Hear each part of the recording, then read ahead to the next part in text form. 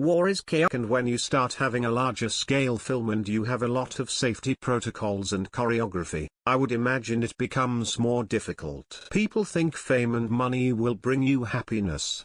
Fame actually makes life, especially human relationships, much more complicated. It's interesting, winning an Academy Award as a young man. Life-changing, but I'm just me within that.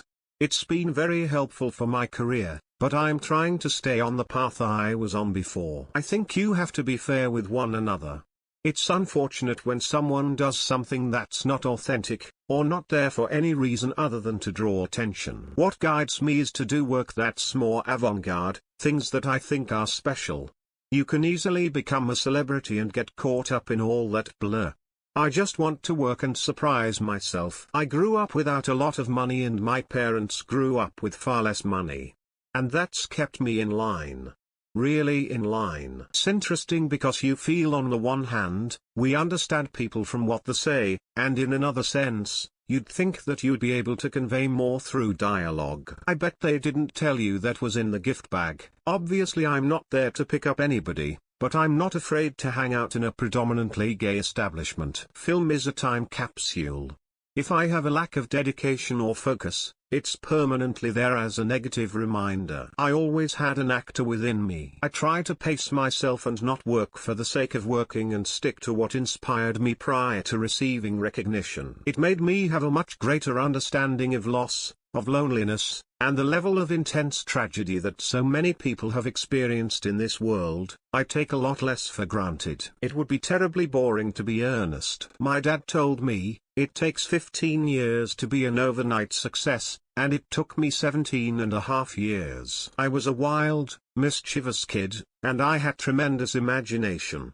Any experience I had, I'd try to reenact it. A little bit of attention and kindness can totally change your whole life, and a lack of that can do the same. You'd be surprised how difficult it is to relinquish a cell phone. There are the obstacles of your position as an actor, not being a commodity enough to be hired by the big directors for projects that have some kind of integrity, because the successful actors who've been in the game for a while want those roles. So there's more competition, so you have to work harder and be right for it. Part of what attracted me to the village was it had a lot of parallels to contemporary issues. Like, fear and the way fear controls us. How the governing body of a town, or a nation, controls us through fear. They might mean well by it, but we are conditioned to be afraid of things. Fear of the unknown. Fear of terrorism. And it's unfortunate. It's great when people appreciate your work, but I don't know how seriously to take it.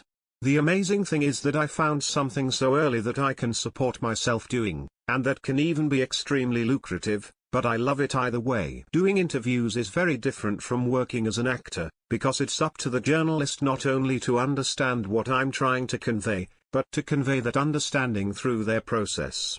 And oftentimes it gets manipulated, sometimes intentionally, by pulling things out of context. Some people may not appreciate your work and some may be incredibly moved by it. So that isn't the concern. You have to do what you can do, and share what you feel is appropriate to share in the moment. And then, it's out of you. My parents have raised me with a sense of what's really important and have given me decent values, and I'm comfortable, but I haven't lived an excessive lifestyle in the least. And I've kept my expenses to a minimum so that I have the freedom to wait. The normal routine is always the same thing, whether it's on a new movie or a new job. There's always a process of getting to know one another. I think part of what makes movies special is that it is a relatively intimate environment and it's pretty short-lived. You get to know one another very quickly. Depending on what my job requirement is, my techniques change. If something is incredibly difficult to connect to, and painful, then I have to do a lot of work to connect to that and not joke around or lose sight of my job. The problem is when you become so well known that everyone is watching you and you don't have an opportunity to observe.